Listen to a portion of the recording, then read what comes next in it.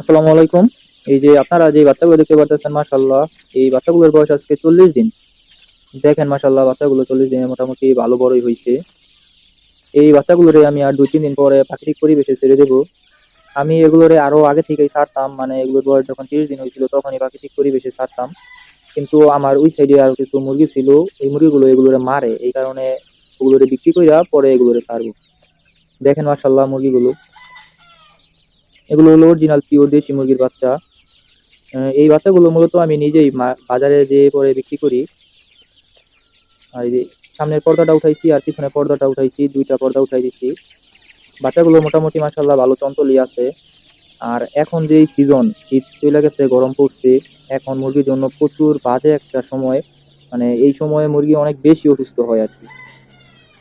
সবাই একটু আমার খামারের জন্য দোয়া করবেন যাতে খামারটা ঠিকঠাক মতো থাকে, একটু ওষুধ টষুধ যাতে আল্লাহর রহমতে কম হয়। এই বাচ্চাগুলো প্রায় সবগুলো একই সাইজের, কিছু বাচ্চা ছোট আছে, আর বেশিরভাগ বাচ্চাই প্রায় একই সাইজের হয়েছে। দেখেন, মাশাআল্লাহ, বাচ্চাগুলো। আর এখানে 120-25টার মতো বাচ্চা আছে, আমি 3টা খাবার পাত্র, 3টা পানির পাত্র দিছি।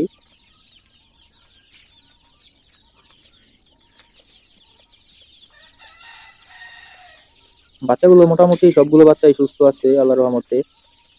আপনারা দেশি মুরগির প্যারেন্টস করলে কালার, মানে বাজারে গিয়ে যদি মুরগি বিক্রি করা লাগে তাহলে যদি কালার গুলো খুব সুন্দর হয় তাহলে বিক্রি করতে মোটামুটি ভালো সুবিধাই হয়, কোনো সমস্যা হয় না।